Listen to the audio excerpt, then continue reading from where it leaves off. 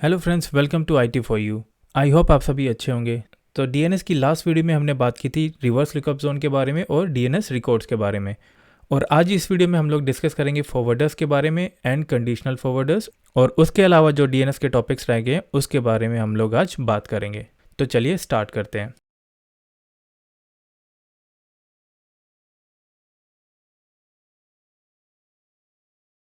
So guys, what is forwarders in DNS? DNS forwarding is the process by which particular sets of DNS queries are forwarded to a designated server for resolution according to the DNS name in the query rather than being handled by the initial server that was contacted by the client. So guys, DNS forwarder में क्या होता है कि DNS forwarder हम लोग इसलिए use करते हैं अगर हमारे DNS के पास DNS की इन्फॉर्मेशन नहीं है, यानी कि आपके पास कंपनी में जो DNS का सर्वर है और वहाँ पर उसके पास कोई भी रिकॉर्ड नहीं है। यानी कि अगर आप क्लाइंट मशीन से जाके टाइप करते हैं google.com और उसकी रिक्वेस्ट जाती है हमारे DNS सर्वर के पास, बट हमारे DNS सर्वर को ये नहीं पता है कि google.com कहाँ से सर्च करना है, यानी कि उसका रिजल्ट क्या है। तो उस केस में क्या होगा, अगर हमारे पास हमारे DNS सर्वर पर एक दूसरे DNS की IP होगी जिसको हम फॉरवर्ड कर रहे हैं, तो उसको हम बोलेंगे फॉरवर्डर DNS। तो हमारे DNS सर्वर से उस फॉरवर्डर DNS को रिक्वेस्ट जाएगी कि हमारी क्लाइंट मशीन से सर्च हुआ है google.com, तो इसका रिजल्ट क्या है। और जो आपका फॉरवर्डर DNS होगा वो सर्च रिजल्ट को सर्च करेगा, उसके बाद आपके DNS सर्वर को प्रोवाइड कर देगा, उसके बाद आपके DNS सर्वर आगे आपके क्लाइंट को सर्व करेगा। तो इसके बारे में मैं और एक्सप्लेन करूंगा। उससे पहले मैं आपको ये दिखाता हूँ कि DNS फॉरवर्डर का ये ऑप्शन हमें कहाँ पर मिलता है। अगर मैं यहाँ से जाता हूँ अपने प्राइमरी डोमेन कंट्रोलर की मशीन पर, यहाँ से चलेंगे हम लोग टूल्स में, उसके बाद ओपन करेंगे DNS। सो गाइज, उसके लिए आपको क्या करना है, आप अपने DNS पर जाकर राइट क्लिक करेंगे, उसके बाद आपको सेलेक्ट करना है प्रॉपर्टीज़। प्रॉपर्टीज़ में सेलेक्ट करने के बाद आपको यहाँ पर एक ऑप्शन आएगा फॉरवर्डर्स। तो गाइज, यहाँ से आप देख सकते हैं कि हमारे पास यहाँ पर कोई भी IP एड्रेस नहीं है, बिकॉज अभी हमारे पास किसी भी तरह का कोई भी फॉरवर्डर DNS सर्वर नहीं है। तो यहाँ पर जिस सर्वर की IP होगी, यानी कि अगर हमारे DNS सर्वर के पास वो रिकॉर्ड नहीं है तो वो DNS सर्वर उस DNS सर्वर को कॉन्टैक्ट करेगा जिसका IP एड्रेस यहाँ पर होगा। तो चलिए मैं आपको पहले ये एक्सप्लेन करता हूँ कि हमें एग्जैक्टली DNS फॉरवर्डर्स क्यों चाहिए होता है और ये कैसे काम करता है। तो उसके लिए चलते हैं हम अपनी लोकल मशीन पर। सो गाइज, जैसा कि मैंने DNS की फर्स्ट वीडियो में आपको बताया था कि हमारे पास सबसे पहले जो हमारा ऑप्शन होता है वो होता है रूट, यानी कि रूट के पास हमारे सारे डोमेन की इन्फॉर्मेशन सेव होती है। और मैंने आपको बताया था कि टॉप लेवल डोमेन क्या होते हैं, और मैंने आपको बताया था कि सेकंड लेवल डोमेन क्या होते हैं, और उसके बाद मैंने आपको बताया था कि होस्ट या फिर हम इसको सब डोमेन भी बोल सकते हैं। आई होप आपको ये याद होगा। तो जैसा कि मैंने आपको यहाँ पर एक्सप्लेन किया था कि फॉर एग्जांपल ये आपके कंपनी में एक कंप्यूटर है, यानी कि ये आपका लोकल डेस्कटॉप है। यहाँ से अगर आप फर्स्ट टाइम कोई भी क्वेरी सर्च करते हैं, यानी कि अगर यहाँ पे आपने लिखा google.com, तो इसकी इन्फॉर्मेशन आपके लोकल DNS सर्वर पर जाएगी। लेकिन आपका जो ये DNS सर्वर है ये एकदम फ्रेश DNS सर्वर है और इसके पास google.com की कोई भी इंफॉर्मेशन नहीं है। तो मैंने आपको क्या बताया था कि उस केस में क्या होगा कि आपके लोकल DNS सर्वर से रिक्वेस्ट जाएगी रूट DNS सर्वर को, यानी कि यहाँ पर रूट के पास उसकी इन्फॉर्मेशन जाएगी, उसके बाद ये सर्च करेगा गूगल, तो उसके बाद फर्स्ट लेवल डोमेन मैंने आपको बताया था क्या होता है .com। तो रूट ये चेक करेगा कि उसके टॉप लेवल डोमेन में .com कहाँ पर है। तो रूट ने चेक किया कि इसके टॉप लेवल डोमेन में .com है, तो उसके बाद इसने क्या किया कि रूट सर्वर ने हमारे इस लोकल DNS सर्वर को टॉप लेवल डोमेन का IP एड्रेस दे दिया। और टॉप लेवल डोमेन सर्वर का IP एड्रेस जैसे हमारे लोकल DNS सर्वर को मिला, उसके बाद हमारे DNS सर्वर ने क्वेरी की टॉप लेवल डोमेन को। तो टॉप लेवल डोमेन ने देखा कि हमारे पास एक सेकंड लेवल डोमेन है जिसका नाम गूगल से स्टार्ट होता है। तो टॉप लेवल डोमेन ने क्या किया, हमारे लोकल DNS सर्वर को सेकंड लेवल डोमेन का IP एड्रेस दे दिया। उसके बाद हमारे लोकल DNS सर्वर ने नेम सर्वर को कांटेक्ट किया, यानी कि नेम सर्वर के पास इंफॉर्मेशन थी www.google.com की, और यहाँ पे जो भी सर्च रिजल्ट था नेम सर्वर से हमारे लोकल DNS सर्वर को मिल गया। सो गाइज, इस केस में क्या हुआ कि हमारा जो कॉन्टैक्ट है DNS सर्वर का वो बहुत ही ज़्यादा लॉन्ग हो गया, यानी कि उसने सबसे पहले कॉन्टैक्ट किया रूट को, उसके बाद टॉप लेवल को, उसके बाद नेम सर्वर को। अगर हमारे पास ऐसा कोई सर्वर है जो कि फॉरवर्डर सर्वर का काम करता है, यानी कि इस फॉरवर्डर सर्वर के पास रूट सर्वर की भी इंफॉर्मेशन होगी, टॉप लेवल डोमेन की भी और नेम सर्वर की भी, तो हम लोग क्या करेंगे, हमारे इस DNS सर्वर पर फॉरवर्डिंग में इस सर्वर का IP एड्रेस डाल देंगे। यानी कि जब भी फिर हमारा ये क्लाइंट google.com टाइप करेगा तो इसकी इंफॉर्मेशन जाएगी इस सर्वर पर, और ये सर्वर इसको फॉरवर्ड कर देगा हमारे फॉरवर्डर DNS सर्वर पर, और जो भी एड्रेस होगा या जो भी सर्च रिजल्ट होगा उसको ये वापस हमारे लोकल DNS सर्वर को दे देगा, और हमारा वो लोकल सर्वर उस क्वेरी का रिजल्ट हमारी लोकल मशीन को प्रोवाइड कर देगा। सो गाइज आई होप आपको ये समझ आ गया होगा कि फॉरवर्डर डीएनएस हम लोग इसलिए यूज़ करते हैं कि हमें रूट और टॉप लेवल डोमेन और नेम सर्वर यानी कि सेकंड लेवल डोमेन के पास ना जाना पड़े। तो हम लोग क्या करेंगे, शॉर्टकट यूज़ करेंगे और फॉरवर्डर डीएनएस सर्वर का एड्रेस दे देंगे। सो गाइज ये फॉरवर्डर डीएनएस सर्वर कैसे काम करेगा और ये सर्वर कहाँ पर होता है ये भी मैं आपको आगे एक्सप्लेन करूंगा। बट सबसे पहले मैं आपको ये बताना चाहूँगा, फॉर एग्जाम्पल अगर अभी आपके पास ये फॉरवर्डर डीएनएस सर्वर नहीं है, यानी कि आपके पास इस तरह की कोई भी इंफॉर्मेशन अभी अवेलेबल नहीं है, तो आपके लोकल डीएनएस सर्वर को ये कैसे पता लगता है कि रूट डीएनएस सर्वर के पास जाना है। यानी कि आपकी कंपनी में किसी क्लाइंट मशीन से टाइप हुआ www.google.com, तो उसकी रिक्वेस्ट गई आपके लोकल डीएनएस सर्वर के पास। तो अभी हमने देखा था कि जब हमारे पास फॉरवर्डर डीएनएस सर्वर का आईपी एड्रेस ही नहीं है, तो हमारे सर्वर को ये कौन बताता है कि रूट डीएनएस सर्वर के पास जाना है, ये हमारे सर्वर को कैसे पता चलता है। तो गाइस चलिए मैं आपको ये बताता हूँ कि ये एग्जैक्टली रूट सर्वर कहाँ पर होते हैं। तो इसके लिए चलता हूँ मैं अपनी डोमेन कंट्रोलर की मशीन पर। सो गाइस जैसे कि मैंने आपको बताया था कि आप अगर राइट क्लिक करते हैं अपने डीएनएस सर्वर के ऊपर जाकर और यहाँ से सेलेक्ट करेंगे प्रॉपर्टीज़ में जाने के बाद हम लोगों ने देखा था फॉरवर्डर्स में हमारे पास यहाँ पर कोई भी एड्रेस अवेलेबल नहीं है। अगर हम लोग ये लास्ट वाला ऑप्शन सेलेक्ट करते हैं रूट हिंट्स, तो यहाँ पर आप देख सकते हैं कि हमारे पास 13 रूट हिंट्स सर्वर है। यानी कि आपकी क्लाइंट मशीन से किसी ने सर्च किया www.google.com, तो उसके रिक्वेस्ट आपके डीएनएस सर्वर पे गई। आपके डीएनएस सर्वर ने चेक किया कि फॉरवर्डर्स में आपके पास यहाँ पर कोई भी एड्रेस नहीं है, तो उसने क्या किया, रूट हिंट्स को कॉन्टैक्ट किया। तो ये हमारे पास यहाँ पर टोटल 13 रूट हिंट्स सर्वर है। तो रूट हिंट्स जैसे कि मैंने यहाँ पर आपको एक्सप्लेन किया था, यहाँ से आपकी रिक्वेस्ट जाएगी रूट हिंट सर्वर को। यानी कि ये हमारे पास यहाँ पर जो 13 रूट हिंट सर्वर है ये अलग अलग सर्वर को कांटेक्ट करता है। यानी कि अगर एक से कांटेक्ट नहीं हो पाएगा तो वो दूसरे सर्वर को कांटेक्ट करेगा, दूसरे से कांटेक्ट नहीं हो पाएगा तो तीसरे को करेगा। यानी कि इस तरह हमारे पास यहाँ पर टोटल 13 रूट हिंट सर्वर्स होते हैं। सो गाइज ये एक इंटरव्यू क्वेश्चन भी है। अगर आपसे इंटरव्यू में पूछा जाता है कि हमारे पास कितनी तरह के रूट हिंट सर्वर होते हैं, यानी कि वहाँ पर कितने सर्वर्स की एंट्री होती है, तो ये आपको पता होना चाहिए कि हमारे पास रूट हिंट सर्वर में 13 सर्वर्स की एंट्री होती है। सो गाइज अगर मैं CMD पर जाकर यहाँ पर टाइप करता हूँ ping_google.com, तो ये देखिए हमें यहाँ से रिस्पॉन्स मिल रहा है। और ये रिस्पॉन्स हमें क्यों मिल रहा है, क्योंकि हमारे जो DNS सर्वर है उसके पास फॉरवर्डर में कोई IP एड्रेस नहीं है, लेकिन उसके पास रूट हिंट सर्वर के IP एड्रेस है। अगर मैं ये यहाँ से सारे रूट हिंट सर्वर हटा देता हूँ और उसके बाद अगर मैं पिंग करूँगा तो ये पिंग नहीं हो पाएगा। तो जैसे कि आपको पता है ये मशीन हमारे प्राइमरी डोमेन कंट्रोलर की मशीन है, तो ये प्रैक्टिकल करने के लिए मैं आपको लेके चलता हूँ हमारे डेडिकेटेड DNS सर्वर पर। तो यहाँ से हम लोग इसको कर देते हैं मिनिमाइज और चलते हैं हमारी DNS सर्वर की मशीन पर। तो यहाँ देख सकते हैं मैंने एक प्रैक्टिकल के लिए एक DNS सर्वर की मशीन बनाई थी और यहाँ से मैं इसके चेक पॉइंट को अप्लाई कर लेता हूँ। तो यहाँ आप देख सकते हैं मेरे पास fresh server with DNS role के साथ एक चेक पॉइंट है। तो मैं इसको यहाँ से कर देता हूँ अप्लाई। और जैसा कि मैंने आपको बताया था कि जब आप चेक पॉइंट अप्लाई करते हैं, जब तक यहाँ पर सेव्ड का ऑप्शन नहीं आता, यानी कि यहाँ पर शो नहीं करता है सेव्ड, तब तक आपको वो कनेक्ट नहीं करनी है, ना ही वो मशीन स्टार्ट करनी है। तो हमारे पास यहाँ पर सेव्ड का ऑप्शन आ गया, तो यहाँ से मैं अभी इसको स्टार्ट कर लेता हूँ और यहाँ से राइट क्लिक करके मैं इसको कर लेता हूँ कनेक्ट। तो यहाँ पर आप देख सकते हैं कि हमारे पास यहाँ पर इस मशीन पर DNS का रोल अवेलेबल है। ये मशीन मैंने प्रैक्टिकल के लिए बनाई थी। अगर हम लोग इस मशीन पे कोई प्रैक्टिकल करते हैं और दोबारा से इसको स्टोर करते हैं तो हमारे DNS सर्वर में कोई इम्पैक्ट नहीं पड़ेगा। तो यहाँ पर आप देख सकते हैं कि ये मशीन हमारी डोमेन में नहीं है, यानी कि इस सर्वर पर ओनली DNS का रोल इंस्टॉल है। तो सबसे पहले मैं आपको लेके चलता हूँ अपने नेटवर्क अडेप्टर पर और वहाँ जाकर हम देखते हैं कि हमारे पास इस सर्वर पर कौन सा IP एड्रेस असाइन है। तो यहाँ से चलूँगा मैं प्रॉपर्टीज़ IP वर्जन 4। तो यहाँ से आप देख सकते हैं ये हमारे सर्वर का IP एड्रेस है और यहाँ पर जो 20.1 है ये मेरा गेटवे, यानी कि जो राउटर मैं यूज़ कर रहा हूँ इंटरनेट चलाने के लिए, ये उसका IP एड्रेस है। और यहाँ आप देख सकते हैं कि प्रेफर DNS सर्वर में मैंने अपने ही सर्वर का IP एड्रेस दिया हुआ है। यानी कि अगर मैं अभी कमांड प्रॉम्प्ट पर जाकर यहाँ पर टाइप करता हूँ ping_google.com, तो ये यहाँ से पिंग कर रहा है।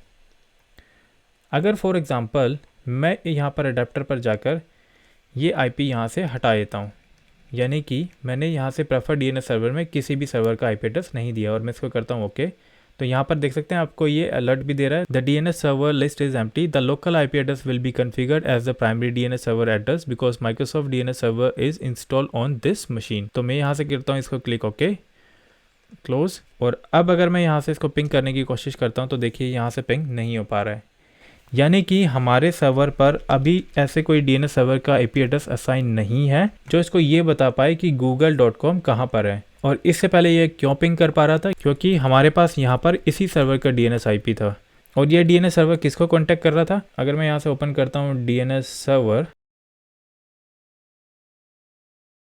तो यहाँ पर आप जाएंगे, यहाँ से आपको करना है राइट क्लिक प्रॉपर्टीज़।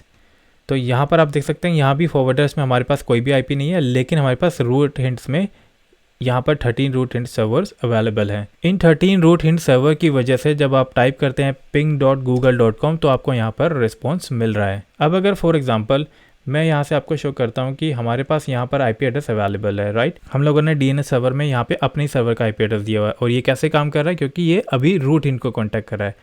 अगर फॉर एग्जांपल मैं यहाँ से इन रूट हिंट सर्वर्स को डिलीट कर देता हूँ, गाइज कंपनी इन्वायरमेंट में आपको ये रूट हिंट सर्वर रिमूव नहीं करने हैं, यानी कि ये सिर्फ हम लोग अभी प्रैक्टिकल के लिए कर रहे हैं, लेकिन आपको कंपनी इन्वायरमेंट में ये कभी भी रिमूव नहीं करने हैं। तो मैं यहाँ से रिमूव करता हूँ और जैसे ही आप last root hint server remove करेंगे तो ये आपको अलर्ट देगा। यानी कि अब अगर मैं यहाँ से अप्लाई करता हूँ तो यहाँ पर आपको देखिए यहाँ पर अलर्ट मिल रहा है, you are about to remove the last root hint if the DNS server is not authoritative for the root zone and is not configured for exclusive forwarding, the DNS server may not be able to resolve queries for name not sorted on the local DNS server. Do you want to continue? क्योंकि अभी हमें practical करना है इसलिए मैं इसको यहाँ से कर देता हूँ yes, और यहाँ से इसके बाद करता हूँ ओके। तो अभी मैं चलता हूँ अपने कमांड प्रॉपर और यहाँ पर एक कमांड टाइप करता हूँ ipconfig /flush DNS। तो यहाँ से आप देख सकते हैं कि हम लोगों ने कैशे क्लियर कर दिया है और यहाँ से कैशे क्लियर करने के बाद आप DNS सर्वर पर जाएंगे और यहाँ से आपको करना है राइट क्लिक और यहाँ से अभी आप ऑप्शन देख रहे हैं क्लियर कैशे, तो यहाँ से भी आपको कैशेस क्लियर कर देने हैं। अब जैसा कि आप देख सकते हैं कि हमारे पास हमारी प्रॉपर्टीज़ में अगर मैं जाता हूँ तो हमारे पास फॉरवर्डर में भी कोई IP एड्रेस नहीं है और रूट हिंट्स में भी कोई IP एड्रेस नहीं है, यानी कि हमारे पास हमारे DNS सर्वर पर किसी भी तरह का दूसरे सर्वर से कॉन्टैक्ट करने के लिए कोई IP एड्रेस नहीं है। अब अगर मैं यहाँ से टाइप करता हूँ ping.google.com तो क्या हमें रिजल्ट मिलेगा? तो यहाँ पर आप देख सकते हैं कि हमारे पास यहाँ पर ये कॉन्टैक्ट नहीं कर रहा है, ping request could not find host google.com, please check the name and try again. यानी कि अब अगर आप इसको चाहे नाम से पिंग करें चाहे आप IP एड्रेस से पिंग करें, आपको रिस्पॉन्स नहीं मिलेगा। और ये रिस्पॉन्स क्यों नहीं मिलेगा? क्योंकि हम लोगों ने यहाँ से रूट हिंट सर्वर को हटा दिया है, तो हमारे पास यहाँ पे किसी भी तरह के रूट हिंट सर्वर अवेलेबल नहीं है।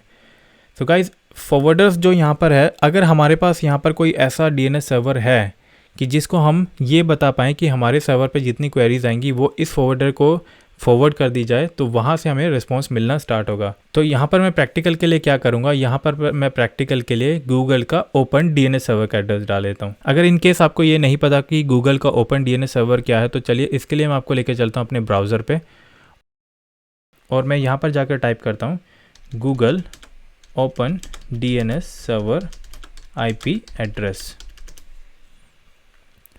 तो यहाँ पर आप देख सकते हैं कि हमारे पास जो गूगल का पब्लिक DNS IP एड्रेस है वो है 8888 एंड उसके बाद जो दूसरा एड्रेस है वो है 88.44। तो अगर हम लोग इस IP एड्रेस को, यानी कि ये गूगल का ओपन DNS सर्वर है, अगर मैं इस DNS सर्वर की IP अपने फॉरवर्डर में डाल देता हूँ, अगर मैं यहाँ पर जाता हूँ और यहाँ से एडिट करके मैं यहाँ पर टाइप करता हूँ 8.8.8.8, उसके बाद हिट एंटर, तो यहाँ पर आप देख सकते हैं कि ग्रीन टिक का ऑप्शन हमें यहाँ पर आ गया है। उसके बाद क्लिक कीजिए ओके, यहाँ से मैं कर देता हूँ अप्लाई। तो यानी कि अब हमारे पास फॉरवर्डर्स में गूगल के ओपन DNS सर्वर की IP है, बट रूट हिंट्स में हमारे पास किसी भी सर्वर की IP नहीं है। तो फॉरवर्डर में हम लोगों ने यहाँ पर गूगल का ओपन DNS सर्वर का IP एड्रेस असाइन कर दिया। अब मैं यहाँ से इसको करता हूँ क्लिक ओके। अब देखते हैं कि ये हमारे गूगल को पिंग कर पाएगा या नहीं। तो आप देख सकते हैं हमें गूगल से पिंग रिस्पॉन्स मिलना स्टार्ट हो गया है।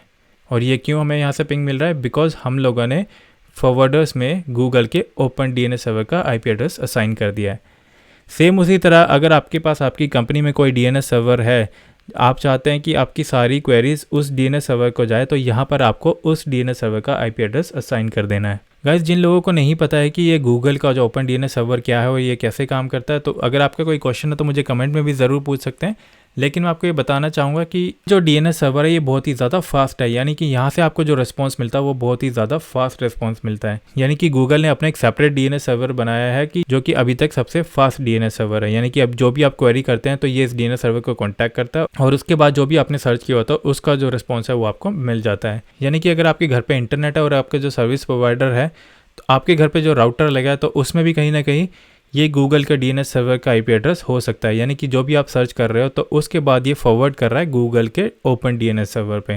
क्योंकि गाइज़ ये डीएनएस सर्वर फ्री है, तो यानी कि अगर आप अपना डीएनएस सर्वर लगाते हैं तो उसके लिए आपको मनी स्पेंड करना पड़ेगा, उसके लिए आपको पूरा प्रॉपर मेंटेन करना पड़ेगा। तो बहुत सारे ऐसे कॉन्सेप्ट है, अगर आप अपना सेपरेट डीएनएस सर्वर लगाते हैं तो उसमें बहुत ज़्यादा कॉस्टिंग होती है, यानी कि बहुत ज़्यादा कॉस्ट आती है। और जबकि गूगल आपको इस एड्रेस के साथ फ्री में डीएनएस सर्वर दे रहा था। लेकिन मैं ये बिल्कुल भी नहीं कह रहा हूँ कि हर कंपनी में ये गूगल का ओपन डीएनएस सर्वर यूज़ होता है। ये कुछ केसेस में कुछ कंपनियां इसको यूज़ करती है, लेकिन आपकी कंपनी में जहां पर आप काम करते हैं वहां पर एक सेपरेट डीएनएस सर्वर भी अवेलेबल होगा। तो ये मैंने यहाँ पर इसलिए ऐड किया क्योंकि मैं आपको ये बताना चाहता था कि फॉरवर्डर्स में हम लोग कैसे आईपी असाइन करेंगे। सो आई होप यहाँ तक आपको ये क्लियर हो गया होगा कि हम लोग कैसे फॉरवर्डर्स का यूज़ करते हैं। और गाइस, अगर आप यहाँ पे रूट हिंट्स में जाते हैं और अगर यहाँ से आपने बाय मिस्टेक अगर अपने रूट हिंट सर्वर को डिलीट कर दिया है तो आप इनको वापस कैसे रिस्टोर करेंगे। तो यहाँ पर आपको क्या करना होगा, आप यहाँ पर क्लिक करेंगे कॉपी फ्रॉम सर्वर। आपको यहाँ पर उस सर्वर का आईपी एड्रेस देना है, यानी कि मैं टाइप करने की कोशिश करता हूँ हमारे डीएनएस सर्वर का आईपी एड्रेस। अगर मैं यहाँ से इसको क्लिक करता हूँ ओके, तो यहाँ पर आप देख सकते हैं कि हमारे जो प्राइमरी डोमेन कंट्रोलर से इसने फिर दोबारा से सारे रूट हिंट सर्वर को कॉपी कर लिया है। और यहाँ से मैं इसको कर देता हूँ अप्लाई एंड फॉरवर्डर्स पर जाकर अगर मैं इस एड्रेस को यहाँ से डिलीट कर देता हूँ, इसको सेलेक्ट करेंगे डिलीट ओके। तो यहाँ पर देखिए हमारे पास फॉरवर्डर्स में कोई भी एड्रेस नहीं है, अप्लाई ओके। और यहाँ से मैं कर देता हूँ IP config flash DNS, sorry IP config flash DNS। तो उसके बाद आपको क्या करना होगा, यहाँ से भी आप कैशे क्लियर कर दीजिए। तो वहाँ से कैशे क्लियर करने के बाद अब देखते हैं हम लोग पिंग करते हैं google.com को। तो देखिए हमें यहाँ से रिस्पॉन्स मिल रहा है। क्यों हमें यहाँ से रिस्पॉन्स मिल रहा है, क्योंकि हम लोगों ने रूट हिंट सर्वर को रीस्टोर कर दिया है। अगर आप यहाँ पर जाके देंगे आपके रूट हिंट सर्वर जो है वो वापस से आ गए हैं और फॉरवर्डर्स में हमारे पास यहाँ पर कोई भी आईपी एड्रेस नहीं है। तो आई होप आपको ये क्लियर हो गया होगा कि फॉरवर्डर्स हम कैसे यूज़ करते हैं और क्यों यूज़ करते हैं। तो चलिए अब आगे बढ़ते हैं और हमारा नेक्स्ट टॉपिक है कंडीशनल फॉरवर्डर्स। तो चलिए देखते हैं कि कंडीशनल फॉरवर्डर आखिर होता क्या है और यह कैसे काम करता है। तो इसके लिए चलता हूँ मैं अपनी पेंट विंडो पर। गाइस फॉर एग्जांपल ये आपका कंपनी इन्वायरमेंट है और यहाँ पर ये आपका सर्वर लगा है जो कि डोमेन कंट्रोलर है। और जैसे कि आपको पता है कि हमारा जो प्राइमरी डोमेन कंट्रोलर है उस पर जो हमारा डोमेन का जो नाम है वो है it4u.in। एंड फॉर एग्जांपल हमारी कंपनी के अंदर कुछ यूज़र्स हैं जो कि ट्रेनिंग्स के लिए आते हैं, या फिर आप ये कह सकते हैं कि हमारी जो खुद की कंपनी है वो अपने एम्प्लॉयज़ को ट्रेनिंग देना चाहती है। तो अब क्वेश्चन ये है कि हम लोगों का जो it4u.in जो डोमेन है ये इंटरनेट से कनेक्टेड है, यानी कि ये एक पब्लिक डोमेन है जो कि हम लोगों ने परचेज़ किया हुआ है। तो ये जो हमारी कंपनी के एम्प्लॉयज़ हैं हम इनको सबको ट्रेनिंग देना चाहते हैं और ट्रेनिंग देने के लिए हम लोग क्या चाहते हैं कि हमारा जो it4u.in है ये डोमेन पे रजिस्टर है, बट अभी फ़िलहाल हम अपने इंटरनल एक्सेस के लिए यानी कि ओनली कंपनी में एक्सेस करने के लिए एक नया डोमेन बना दें और हम नहीं चाहते कि उस डोमेन को हम खरीदें। यानी कि अगर आप उसको पब्लिकली एक्सेस करना चाहते हैं तो आपको वो डोमेन खरीदना पड़ेगा, लेकिन आपकी रिक्वायरमेंट है कि वो सिर्फ आपको कंपनी के अंदर ही यूज़ करना है, यानी कंपनी से बाहर यूज़ नहीं करना है। तो उस केस में गाइज हम लोग क्या करेंगे कि हम यहाँ पर एक नया डोमेन बना देंगे। अब वो डोमेन आप कुछ भी बना सकते हैं। अगर मैं यहाँ पर लिख देता हूँ sales.it4u.in या फिर training.it4u.in या उसके अलावा कोई भी नए नाम मैं यहाँ पर चूज़ कर सकता हूँ। फॉर एग्जाम्पल अगर मैं यहाँ पर एक नया डोमेन बना लेता हूँ mindsoul.in, तो ये जो डोमेन है ये सिर्फ हमारी कंपनी के अंदर एक्सेस करने के लिए अवेलेबल रहेगा। ये ऐसा नहीं है कि अगर आप इसको इंटरनेट से एक्सेस करना चाहे तो कर पाएंगे, ये नहीं कर पाएंगे आप। ये ओनली अवेलेबल होगा आपके इंटरनल कंपनी नेटवर्क के लिए। यानी जब भी आप mindsoul.in को कॉन्टैक्ट करने की कोशिश करेंगे तो ये it4u.in इसको रिजॉल्व करेगा। तो चलिए देखते हैं ये एग्जैक्टली काम कैसे करता है। तो उसके लिए चलते हैं हम लोग अपने वर्चुअल मशीन्स पर। तो यहाँ पर मेरे पास प्राइमरी डोमेन कंट्रोलर की एक मशीन है और एक डीएनएस की है। जो डीएनएस मैंने आपको बताया था ये मशीन मैंने टेस्टिंग के लिए बनाई थी और मैं इसको ऑलरेडी फ्रेश चेक पॉइंट पर अप्लाई कर चुका हूँ। तो सबसे पहले आपको क्या करना है, आप डीएनएस की मशीन की सेटिंग में जाइए और मेक श्योर यहाँ से आपका जो स्विच सेलेक्ट होगा वो होगा इंटरनल, क्योंकि इससे पहले हम जो प्रैक्टिकल कर रहे थे वो एक्सटर्नल पे कर रहे थे। एक्सटर्नल यानी कि आप बाहर से भी इंटरनेट को पिंग कर सकते हैं, बट अभी ये डोमेन जो है अवेलेबल रहेगा ओनली फॉर इंटरनल एक्सेस के लिए। तो मैं यहाँ से चूज़ कर लेता हूँ इंटरनल स्विच और सेम आपको प्राइमरी डोमेन कंट्रोलर की मशीन पर भी इंटरनल स्विच सेलेक्ट करना है, जो कि मैं ऑलरेडी यहाँ से सेलेक्ट कर चुका हूँ। बट आपको भी ये इंटरनल स्विच जो भी जिस नाम से भी आपने बनाया है इंटरनल स्विच वो सेलेक्ट करना है। और हमारे प्रैक्टिकल की टेस्टिंग करेंगे हम लोग विंडोज़ 10 की एक मशीन पर। तो इस मशीन को भी मैं इंटरनल स्विच से कनेक्ट कर लेता हूँ। तो जैसे कि आप यहाँ पर देख सकते हैं ये मशीन भी हमारी इंटरनल स्विच के साथ कनेक्ट है। तो अब मैं यहाँ से अपने प्राइमरी डोमेन कंट्रोलर की मशीन को स्टार्ट कर लेता हूँ और डीएनएस की मशीन को, जिसको मैंने टेस्टिंग के लिए कॉन्फ़िगर किया है, एंड विंडोज़ 10 की मशीन को भी यहाँ से स्टार्ट कर लेते हैं। तो चलिए यहाँ से मैं अपनी डीएनएस की मशीन को कनेक्ट कर लेता हूँ। तो सबसे पहले मैं आपको दिखाना चाहूँगा मेरा नेटवर्क अडेप्टर कि इस मशीन के लिए हम कौन सा आईपी यूज़ कर रहे हैं। तो यहाँ पर देख सकते हैं मैंने टेस्टिंग के लिए अभी असाइन किया 172.16.20.15 एंड उसके बाद जो सबनेट मास्क है ये बाय डिफ़ॉल्ट आ जाएगा। एंड प्रेफर डीएनएस सर्वर में मैंने अपने ही सर्वर का आईपी एड्रेस दिया, यानी कि इस सर्वर का ही आईपी एड्रेस मैंने यहाँ पर दिया है और यहाँ पर किसी और दूसरे सर्वर की डीएनएस एंट्री नहीं है। तो जैसे कि आप देख सकते हैं कि हमारे पास ओनली हमारे इसी सर्वर का IP address prefer DNS server में है। ओके, क्लोज, एंड उसके बाद यहाँ से इसको क्लोज कर दीजिए। तो यहाँ पर आप देख सकते हैं कि इस मशीन पर मेरे पास ऑलरेडी डीएनएस का रोल इंस्टॉल है। मेरे पास एक्टिव डायरेक्टरी का रोल भी इंस्टॉल है, बट मैंने एक्टिव डायरेक्टरी को कॉन्फ़िगर नहीं किया है। अगर आप यहाँ से जाकर देखेंगे तो ये अभी यहाँ पर मैसेज शो कर रहा है, prompt this server to a domain controller. तो ये मशीन हमारी डोमेन कंट्रोलर की मशीन नहीं है, इस पर ओनली एक्टिव डायरेक्टरी का रोल इंस्टॉल है। और जैसे कि आप देख रहे हैं कि मैंने डीएनएस सर्वर का भी रोल इस पर इंस्टॉल कर लिया है और इस मशीन का नाम है IT4U DNS01। तो सबसे पहले आपको क्या करना है, आप एक्सेस करेंगे डीएनएस को। तो टूल्स में जाके आप डीएनएस सेलेक्ट कर लीजिए और यहाँ पर देख सकते हैं कि इस सर्वर पर हमारा किसी भी तरह का फॉरवर्ड या रिवर्स लुकअप जोन नहीं बना हुआ है, यानी कि सबसे पहले अब हम लोग यहाँ पर एक जोन क्रिएट करेंगे। तो जैसा कि मैंने अभी आपको बताया था कि मैं यहाँ से क्रिएट करने वाला हूँ mindsoul.in। तो चलिए अपनी मशीन पर जाकर हम एक नया जोन क्रिएट कर लेते हैं जिसको हमने नाम देना है और ये हमारा प्राइमरी जोन रहेगा। तो यहाँ से मैं इसको नाम दूंगा mindsoul.in और उसके बाद करेंगे next next next and finish. तो ये देख सकते हैं कि हमारे पास यहाँ पर mindsoul.in का एक नया प्राइमरी जोन बन चुका है। और जैसे कि मैंने आपको बताया था हमारी मशीन का नाम है IT4U DNS01। तो यहाँ से एक एंट्री बना लीजिए और इसको नाम दीजिए IT4U DNS01। और इस मशीन को जैसा कि मैंने आपको बताया था कि हमने एड्रेस क्या दिया 172.16.20.15 ऐड होस्ट। Okay, done. तो अभी हमारे पास ये mindsoul.in नाम का एक नया जोन अवेलेबल है। तो यहाँ पे मैं क्या करूँगा कि यहाँ पर अगर इस मशीन का मैं फुल नाम देखता हूँ तो इस मशीन का फुली क्वालिफाइड डोमेन है IT4U DNS01.mindsoul.in। तो चलिए अब चलते हैं हमारे प्राइमरी डोमेन कंट्रोलर की मशीन पर, यानी कि हमें कंडीशनल फॉरवर्डर में जाना है। तो यानी कि ये जो ऑप्शन यहाँ पर देख रहे हैं इस ऑप्शन को हमें एक्सेस करना है अपने प्राइमरी डोमेन कंट्रोलर की मशीन से। तो चलिए चलते हैं अपनी प्राइमरी डोमेन कंट्रोलर की मशीन पर। तो यहाँ से मैं एक्सेस करूँगा डीएनएस। तो टूल्स पे क्लिक करके आप डीएनएस को सेलेक्ट कर सकते हैं।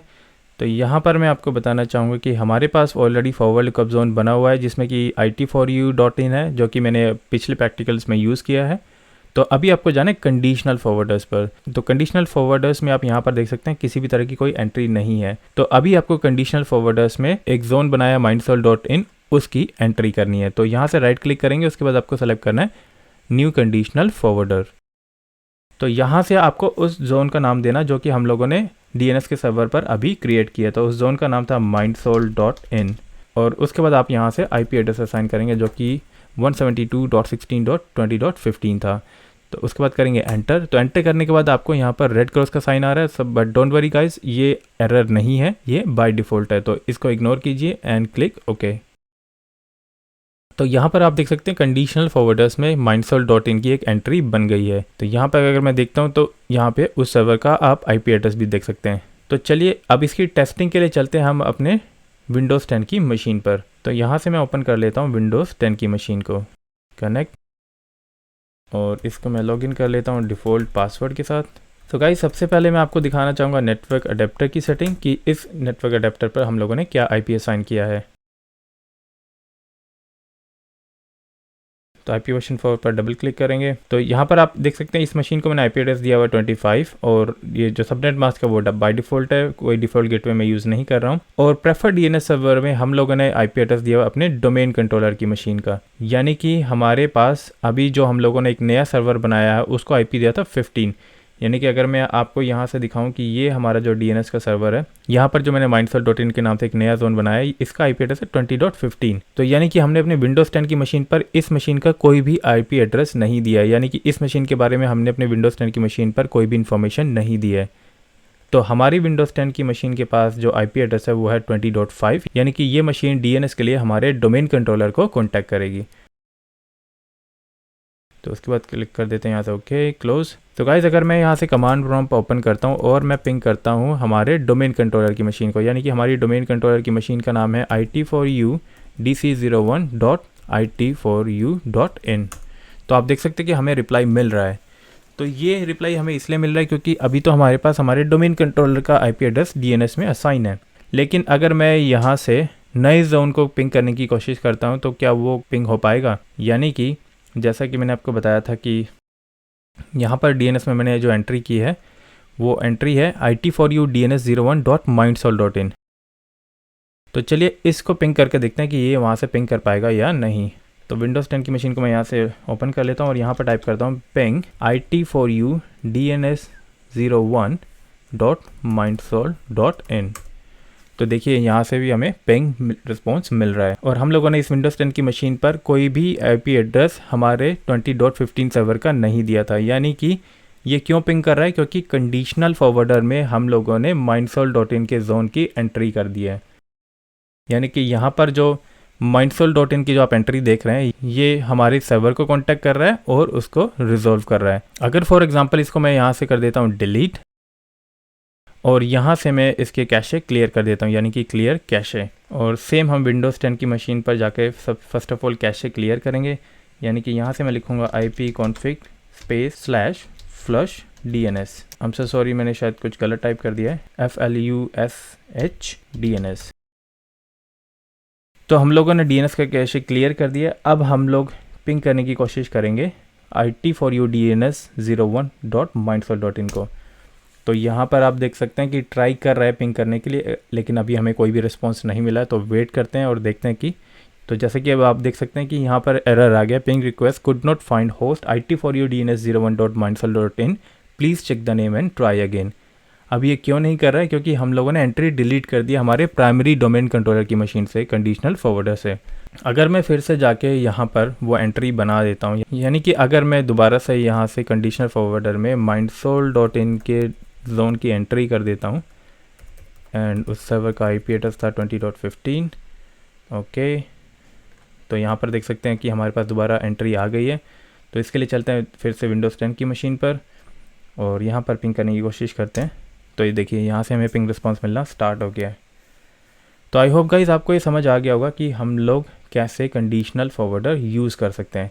अब कंडीशनल फॉरवर्डर को यूज़ करने के लिए भी डिफरेंट सिनेरियोज़ होते हैं। ये ज़रूरी नहीं है कि आपको कंपनी में बनाना है या आप इसको बनाएंगे ही बनाएंगे। तो ये सिर्फ इंटरनल कंपनी नेटवर्क के लिए है। तो ये हो सकता है कि आपकी कोई अगर रिक्वायरमेंट है तो आपको ये पता होना चाहिए कि अगर कोई दूसरा जोन आपने बनाया है उसको अगर आप कॉन्टैक्ट करना चाहते हैं तो वो कंडीशनल फॉरवर्डर में आप उसकी एंट्री कर सकते हैं। सो गाइज यहाँ पर एक इंटरव्यू क्वेश्चन भी है। कुछ लोग इसको बोलते हैं कि कंडीशनल फॉरवर्डर और स्टब जोन सिमिलर है, यानी कुछ एक ही तरह से इसकी फंक्शनैलिटी है, बट इसमें डिफरेंस भी है। तो अगर आपसे इंटरव्यू में पूछा जाता है कि what's the difference between stub zone and conditional forwarder, तो ये आपको पता होना चाहिए। जैसे कि हम लोगों ने देखा था कि कंडीशनल फॉरवर्डर्स में हमारे पास 3 रिकॉर्ड आते हैं, यानी कि यहाँ से लेके चलता हूँ मैं आपको प्राइमरी डोमेन कंट्रोलर की मशीन पर। यानी कि जब भी आप स्टब जोन बनाते हैं तो स्टब जोन में आपके पास क्या होता है कि स्टब जोन सिर्फ स्टार्ट ऑफ अथॉरिटी को कॉपी करता है, नेम सर्वर को और होस्ट को। तो यानी कि आपसे अगर ये पूछता है इंटरव्यू में कोई कि इसमें क्या डिफरेंस है, तो आप बता सकते हैं कि स्टब जोन में हमारे पास पार्शियल कॉपी होती है, यानी कि उसके पास start of authority, name server और होस्ट की ए रिकॉर्ड की डिटेल होती है। लेकिन कंडीशनल फॉरवर्डर में वो उसी जोन को कनेक्ट कर पाता है जिसकी एंट्री हम लोगों ने अपने कंडीशनल फॉरवर्डर में सेव की है। तो आई होप यहाँ तक आपको क्लियर हो गया होगा कि हम कंडीशनल फॉरवर्डर्स क्यों यूज़ करते हैं और किन केसेस में इसका यूज़ किया जाता है। अगर आप इसकी डेफिनेशन देखना चाहते हैं तो मैं आपको यहाँ से डेफिनेशन भी बता देता हूँ। Conditional forwarders are DNS servers that only forward queries for a specific domain name. यानी कि जैसे मैंने बताया कि स्टब जोन में आपके पास SOA के रिकॉर्ड होते हैं, नेम सर्वर के और होस्ट का एक रिकॉर्ड होगा, लेकिन कंडीशनल फॉरवर्डर में ओनली एक स्पेसिफिक डोमेन का जो आपने नाम दिया है, यानी कि हम लोगों ने अभी जो mindsoul.in दिया था, ओनली उसकी इन्फॉर्मेशन है। A conditional forwarder is configured to forward queries to a specific forwarder based on the domain name in the query. तो आई होप आपको ये क्लियर हो गया होगा कि कंडीशनल फॉरवर्डर्स कैसे काम करते हैं। अगर आपका किसी भी तरह का कोई डाउट है तो आप मुझे कमेंट्स में ज़रूर पूछ सकते हैं या मुझे ईमेल कर सकते हैं support@it4u.in पर। तो चलिए अब आगे बढ़ते हैं कि हमारे पास अभी फ़िलहाल कुछ टॉपिक्स हैं जो DNS के मैं आपको बेसिक बताना चाहूँगा। फॉर एग्जांपल अगर आप यहाँ से राइट क्लिक करते हैं और राइट क्लिक करने के बाद प्रॉपर्टी सेलेक्ट करेंगे तो यहाँ पर आप देख सकते हैं कि आपके पास काफ़ी सारे अलग अलग टैब्स हैं। तो मैंने आपको ओनली अभी तक एक्सप्लेन किया फॉरवर्डर्स के बारे में कि यहाँ पर आप अगर आपके पास कोई फॉरवर्डर सर्वर है तो उसका IP एड्रेस यहाँ से दे सकते हैं। रूट हिंट्स मैंने बताया था कि अगर आपकी कंपनी का एक फ्रेश DNS सर्वर है, उसके पास अगर कोई भी एंट्री नहीं है DNS सर्वर की, तो वो रूट हिंट्स को कॉन्टैक्ट करता है। तो ये 13 तरह के रूट हिंट सर्वर यहाँ पर है। तो उसके अलावा भी हमारे पास यहाँ पे काफ़ी सारे टैब्स हैं। अगर मैं यहाँ पर जाता हूँ एडवांस में, तो एडवांस में आप देख सकते हैं कि तो यहाँ पर आप 3 ऑप्शन जो देख रहे हैं, जो फर्स्ट 3 ऑप्शन जो आपके लिए अभी डिसेबल हैं, ओनली जो 3 यहाँ पर ऑप्शन आप देख रहे हैं, enable round robin, enable net mask ordering, secure cache against pollution. So ये तो अभी जो 3 अनटिक ऑप्शन है ये मैं आपको एक्सप्लेन करूंगा MCSA के एडवांस कोर्स की वीडियो में, यानी कि अभी ये आपके लिए बेनिफिशियल नहीं है। लेकिन मैं आपको अनेबल राउंड रॉबिन के बारे में भी बताना चाहूँगा। अनेबल राउंड रॉबिन का मतलब होता है कि आपके पास कोई सर्वर है, यानी कि फॉर एग्जाम्पल यहाँ पर ये आपका सर्वर है, तो इसके अलावा भी यहाँ पर आपने एक और DNS का सर्वर लगा दिया है, यानी कि इसको हम नाम देते हैं DNS सर्वर 1 एंड ये वाला आपका सर्वर होगा DNS सर्वर 2। तो आपकी कंपनी के जो यूज़र्स होंगे वो जब भी कॉन्टैक्ट करेंगे, अगर आपके ये यूज़र 100, 500, 1000 यूज़र्स हैं तो ये मैटर नहीं करता है। लेकिन जो बड़ी ऑर्गेनाइजेशंस हैं जैसे गूगल है, फेसबुक है, यानी और उसके अलावा भी जो बड़ी बड़ी कंपनियां हैं, तो उनके जो DNS सर्वर हैं, अगर उनके जो बिलियंस ऑफ यूज़र्स हैं, जो लाखों करोड़ों यूज़र्स हैं, फॉर एग्जांपल यहाँ पर आपके 10 बिलियंस यूज़र्स हैं, तो ये अगर सारे 10 बिलियंस यूज़र अगर कांटेक्ट करना चाहे आपके DNS सर्वर को, तो ऑफ कोर्स आपके इस DNS सर्वर पर बहुत ज़्यादा लोड बढ़ जाएगा और आप नहीं चाहते कि आपका DNS सर्वर स्लो हो। यानी कि अगर ये सारे यूज़र्स मिलके इस DNS सर्वर से क्वेरी करने लगें तो ये DNS सर्वर उतना फास्ट उनको रिप्लाई नहीं दे पाएगा। तो उसमें क्या होगा, उस केस में कुछ यूज़र्स जो कांटेक्ट करना चाह रहे हैं, यानी कि कुछ सर्च कर रहे हैं गूगल पे जाके या कहीं भी अपने ब्राउज़र पे, तो प्रॉब्लम ये होगी कि DNS सर्वर से रिस्पॉन्स स्लो मिलेगा। अगर DNS सर्वर से रिस्पॉन्स स्लो मिलेगा तो आपका जो इंटरनेट है वो स्लो चलेगा। तो ये जो ऑप्शन आप यहाँ पर देख रहे हैं अनेबल राउंड रॉबिन, इसका मतलब ये है कि आपके पास अगर एक और DNS सर्वर है, यानी कि बड़ी ऑर्गेनाइजेशंस में क्या होते हैं कि 1 या 2 सर्वर नहीं होते, वहाँ पे बहुत ज़्यादा सर्वर होते हैं, यानी काफ़ी सारे सर्वर्स होते हैं। तो राउंड रॉबिन में क्या होता है, अगर आपने राउंड रॉबिन को अनेबल किया हुआ है तो उस केस में क्या होगा, अगर फॉर एग्जांपल यहाँ पे आपने सर्च किया google.com, तो उसकी रिक्वेस्ट इस सर्वर के पास जाएगी और उसके बाद आपने क्या किया, फिर से आपने कुछ सर्च किया इसी मशीन से, तो इसकी जो रिक्वेस्ट है वो ज़रूरी नहीं है कि इसी DNS सर्वर के पास जाएगी, वो हो सकता है इस DNS सर्वर के पास जाए या हो सकता है उसके अलावा जो DNS सर्वर लगा होगा वहाँ पर जाए। तो ये सारे यूज़र्स एक बार में किसी एक सर्वर को कांटेक्ट नहीं करेंगे, तो हो सकता है कभी यहाँ पर भी रिक्वेस्ट जा रही है, कभी इस सर्वर पर भी रिक्वेस्ट जा रही है, या हो सकता है उसके अलावा कोई तीसरा सर्वर लगाओ वहाँ पर रिक्वेस्ट जा रही है। तो काफ़ी सारी जो रिक्वेस्ट होंगी वो अलग अलग जगह पर जाएंगी। यानी कि फॉर एग्ज़ाम्पल अगर मैं यहाँ से कमांड प्रॉम्प्ट ओपन कर लेता हूँ और यहाँ पर टाइप करता हूँ nslookup www.rediff.com, तो यहाँ पर आप देख सकते हैं कि आपके पास जो एड्रेस आ रहा है यहाँ पर 147 और 146, यानी कि ये 2 सर्वर है जिन पर DNS की रिक्वेस्ट जा रही है। और अगर उसके बाद मैं फिर से यहाँ से nslookup करके rediff.com करता हूँ तो देखिए अब 46 ऊपर आ गया और 47 नीचे आ गया है। तो ये ज़रूरी नहीं है कि आपने जो अभी सर्च किया तो वो सेम DNS सर्वर के ऊपर जा रही है, यानी कि अब इसने 146 को प्रेफर कर दिया है और 47 को सेकेंडरी कर दिया। अगर मैं फिर से nslookup करता हूँ तो यहाँ पर आप देख सकते हैं कि अभी तो हमारे पास सेम रिजल्ट आ रहा है, लेकिन फिर से अगर दोबारा मैं करता हूँ तो देखिए अब 147 प्रेफर हो गया और 146 सेकेंडरी हो गया। उसके अलावा भी अगर आप फॉर एग्जांपल किसी दूसरी वेबसाइट को अगर एक्सेस करते हैं, यहाँ से फॉर एग्जांपल अगर मैं टाइप करता हूँ yahoo.com, राइट, तो yahoo.com पे आप जाके देख सकते हैं कि अभी यहाँ पर जो फर्स्ट रिक्वेस्ट आ रही है 49 है एंड 50 है, यानी कि ये प्रेफर है और ये सेकेंडरी है और ये IP वर्जन 6 है। तो अगर मैं फिर से दोबारा यहाँ से nslookup करता हूँ तो अभी देखिए यहाँ पर अभी 50 हो गया एंड सेकेंडरी 49 हो गया है और IP वर्जन 6 में भी चेंजेस हो गए हैं। तो हमारे पास अगर यहाँ पर एडवांस ऑप्शन में ये राउंड रॉबिन वाला ऑप्शन अनेबल होगा तो ये किसी एक सर्वर को कांटेक्ट नहीं करता। अगर हमारे पास मल्टीपल DNS सर्वर्स हैं तो ये रैंडमली लोड बैलेंस भी करेगा, यानी कि रैंडमली किसी सर्वर को कांटेक्ट करेगा उसके बाद फिर दूसरे किसी सर्वर को करेगा। तो ये बहुत ही ज़्यादा अच्छा फीचर है। और अगर आपसे इंटरव्यू में पूछा जाता है राउंड रॉबिन अनेबल अगर आपने की हुई है या राउंड रॉबिन क्या होता है, तो आपको एक्सप्लेन करना है कि राउंड रॉबिन में जो रिक्वेस्ट जाएगी हमारे DNS सर्वर पे वो कभी भी एक रिक्वेस्ट एक सर्वर पे नहीं जाएगी, यानी कि सेम मशीन से भी अगर आप कुछ सर्च कर रहे हैं तो अभी आपके पास हो सकता है कि सर्वर A पे कोई रिक्वेस्ट गई है तो उसके बाद हो सकता है सर्वर 2 पे रिक्वेस्ट जाएगी। तो ये ज़रूरी नहीं है कि सर्वर A पे ही बार बार रिक्वेस्ट आएगी। अगर आपके पास मल्टीपल सर्वर है तो हो सकता है सर्वर A या B पे ना जाके वो सर्वर C या D पर भी चली जाए। आई होप आपको ये क्लियर हो गया होगा कि राउंड रॉबिन क्या होता है। तो चलिए अब देखते हैं कि अनेबल नेट मास्किंग ऑर्डरिंग क्या होता है। यानी कि जो 3 ऑप्शन आप ये ऊपर से देख रहे हैं कि जो अनटिक है, ये अभी मैं आपको एक्सप्लेन करूँगा MCSE के एडवांस टॉपिक में, बट अभी फ़िलहाल के लिए हमारे लिए ज़्यादा इंपॉर्टेंट है ये 3 ऑप्शंस। तो अनेबल नेट मास्किंग ऑर्डरिंग क्या होता है, तो चलिए ये मैं आपको एक्सप्लेन करता हूँ। गाइस फॉर एग्जांपल आपने डिफरेंट लोकेशंस पर अपने DNS सर्वर्स लगाए हुए हैं, यानी कि आपका एक सर्वर मुंबई में भी है, सिंगापुर में भी है, दिल्ली, जयपुर, नोएडा एंड US में भी है। एंड फॉर एग्जांपल यहाँ पे एक यूज़र ने टाइप किया www.google.com। तो इस क्लाइंट ने यानी कि इस यूज़र ने जब टाइप किया www.google.com, तो ये चेक करेगा कि इसका नियरेस्ट DNS सर्वर कौन सा है। यानी कि अगर ये क्लाइंट दिल्ली के DNS सर्वर से नियर होगा तो ये सबसे पहले कॉन्टैक्ट करेगा दिल्ली के सर्वर को। अगर इसको दिल्ली के सर्वर से कोई रिस्पॉन्स नहीं मिलता और उसके बाद अगर मुंबई का सर्वर इसका नियरेस्ट सर्वर है तो ये कॉन्टैक्ट करेगा मुंबई के सर्वर को। एंड फॉर एग्जांपल उसी तरह यहाँ पर ये एक दूसरा क्लाइंट है जिसने कि गूगल पे कुछ क्वेरी सर्च की। अब इसके लिए जो सबसे नियरेस्ट सर्वर है वो कौन सा सर्वर है, वो है मुंबई का सर्वर। तो इसने डायरेक्ट कॉन्टैक्ट किया मुंबई के सर्वर को। अगर इस क्लाइंट को मुंबई के सर्वर से कोई इन्फॉर्मेशन नहीं मिलती है तो ये कॉन्टैक्ट करेगा दिल्ली के सर्वर को। यानी कि जो भी सर्वर इस क्लाइंट के नियरेस्ट होगा ये सबसे पहले उसको कॉन्टैक्ट करेगा। इसको हम अनेबल नेट मास्किंग ऑर्डरिंग कहते हैं। अगर ये आपने अनेबल किया हुआ है तो ये हमेशा क्लाइंट जब भी कुछ सर्च करेगा तो वो हमेशा उसके नियरेस्ट DNS सर्वर को कॉन्टैक्ट करेगा। यानी कि अगर कोई यूज़र यहाँ पर अगर US में है और अगर वो US में अगर यहाँ से कोई यूज़र कुछ भी सर्च करता है तो सबसे पहले ये कॉन्टैक्ट करेगा US के सर्वर को। अगर यहाँ पर कोई क्लाइंट है, अगर उसको लगता है कि दिल्ली लोकेशन का सर्वर सबसे नज़दीक है तो वो दिल्ली के लोकेशन के सर्वर को कांटेक्ट करेगा।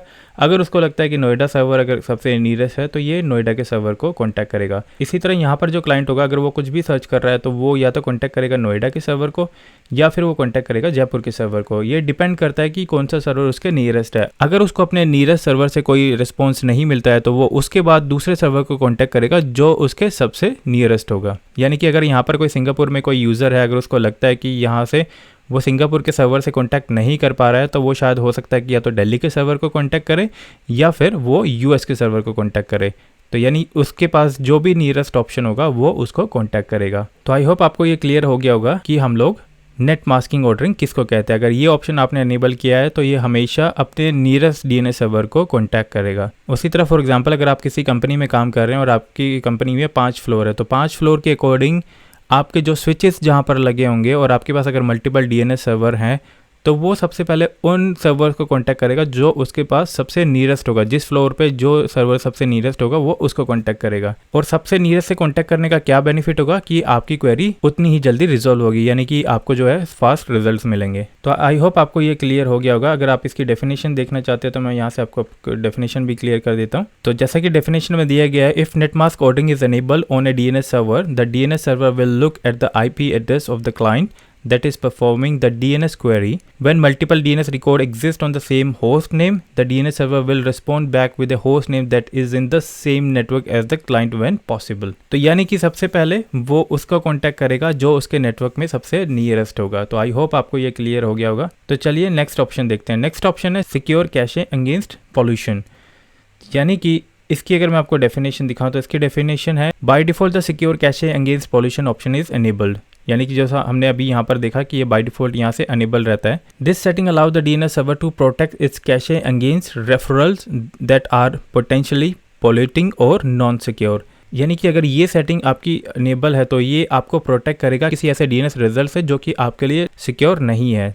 And this setting helps prevent unauthorized computers from impersonating another network server. यानी कि ये जो सेटिंग है ये आपके कंप्यूटर्स को किसी ऐसे सर्वर से कांटेक्ट करने में रोकती है जो आपकी मशीन के लिए हार्मफुल है। आई होप आपको ये क्लियर हो गया होगा कि बाय डिफॉल्ट हमारे पास यहाँ पर जो ये 3 ऑप्शन अनेबल है ये किस तरीके से काम करते हैं। तो चलिए अब आगे बढ़ते हैं। तो अगर मैं यहाँ पर क्लिक करता हूँ इंटरफेसेस पर तो यहाँ पर आपको इन्फॉर्मेशन मिलेगी, select the IP addresses that will serve DNS request. The server can listen for DNS queries on all IP addresses or you can limit it to selected IP addresses। यानी कि for example अगर आपके पास यहाँ पर multiple DNS server हैं, अगर आप चाहते हो कि उसमें से कुछ सेलेक्टेड सर्वर को ही ये कांटेक्ट करे तो वो यहाँ से आप चूज़ कर सकते हो।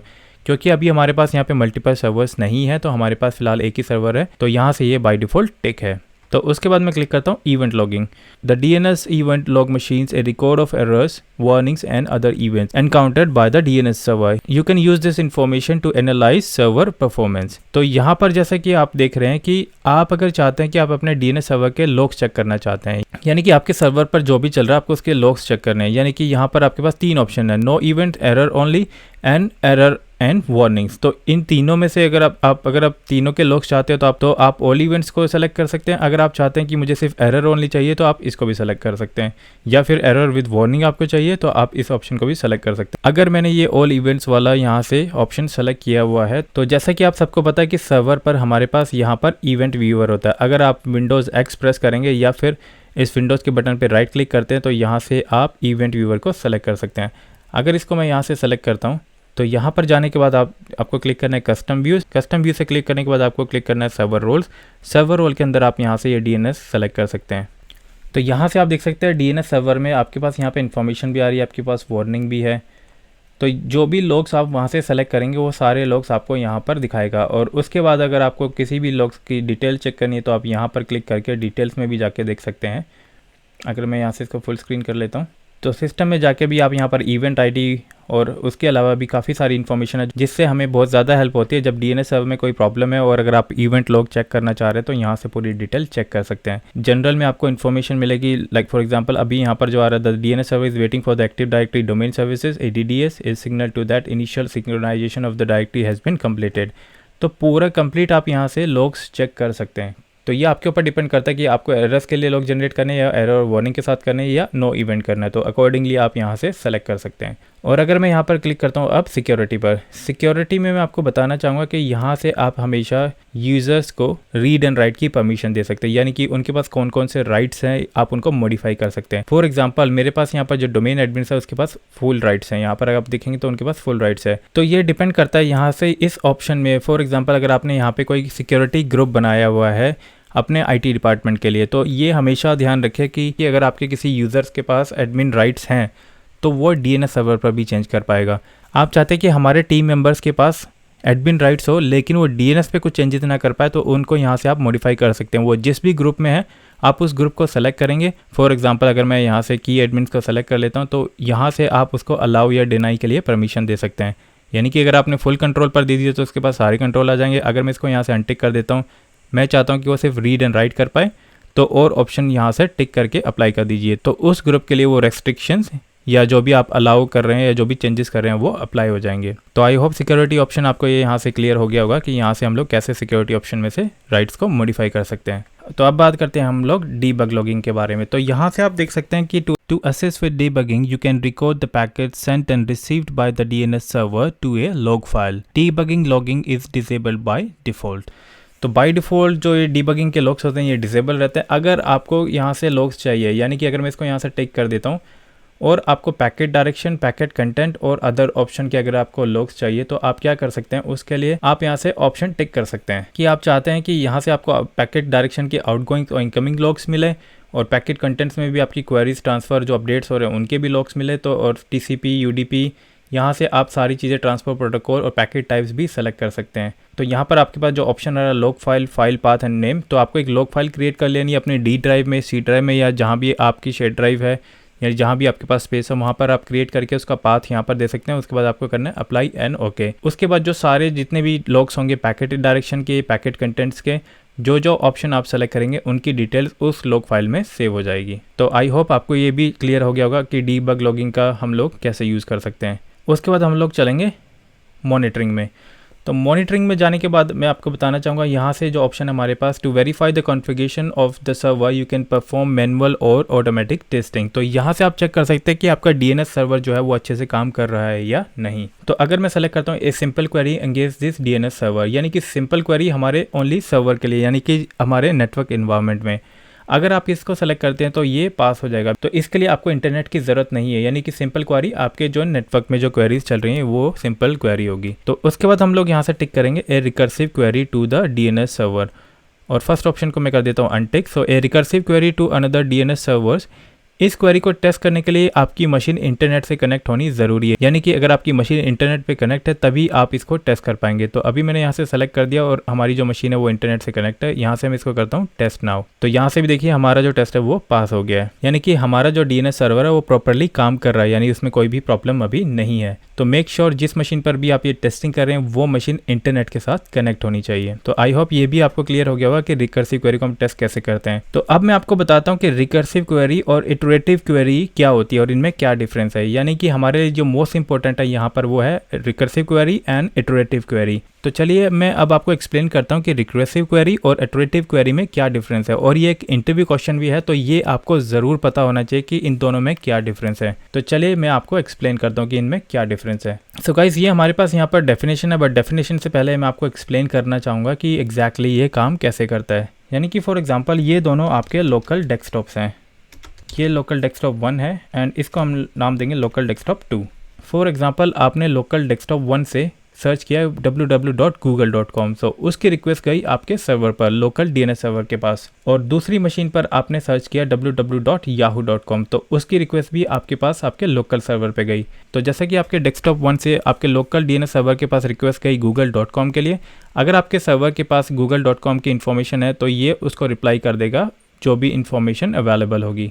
उसी तरह आपके डेस्कटॉप 2 को भी आपके लोकल DNS सर्वर ने yahoo.com की डिटेल्स अवेलेबल करा दी हैं। तो ये जो क्वेरीज आपके डेस्कटॉप 1 से आपके लोकल DNS पे आई, लोकल DNS से डेस्कटॉप 1 पे गई, या फिर लोकल डेस्कटॉप 2 से आपके DNS सर्वर पे आई, तो ये जितनी भी क्वेरीज यहाँ पर हो रही हैं हम इनको बोलते हैं रिकर्सिव क्वेरीज। तो यहाँ से जो आपका लोकल डेस्कटॉप और आपके लोकल सर्वर के बीच में जो कम्युनिकेशन चल रहा है और रिस्पॉन्स मिल रहा है उसको हम लोग बोलते हैं रिकर्सिव क्वेरी। यानी कि हमारे डेस्कटॉप 1 और डेस्कटॉप 2 से जो हमारे लोकल सर्वर के बीच में जो कनेक्शन हुआ, जो इनकमिंग आउटगोइंग की जो इन्फॉर्मेशन गई उसको हम बोलते हैं रिकर्सिव क्वेरी। यानी कि ये रिकर्सिव क्वेरी जो हमारे लोकल DNS सर्वर के साथ कम्युनिकेट हो रहा है। अब अगर ये इन्फॉर्मेशन आपके लोकल DNS सर्वर के पास नहीं होती, तो जैसा कि मैंने आपको पहले भी एक्सप्लेन किया है, तो ये कांटेक्ट करेगा आपको रूट हिंट सर्वर को। अगर रूट हिंट सर्वर से कोई इन्फॉर्मेशन मिलती है फर्स्ट लेवल डोमेन के बारे में, तो ये कांटेक्ट करेगा फर्स्ट लेवल डोमेन को।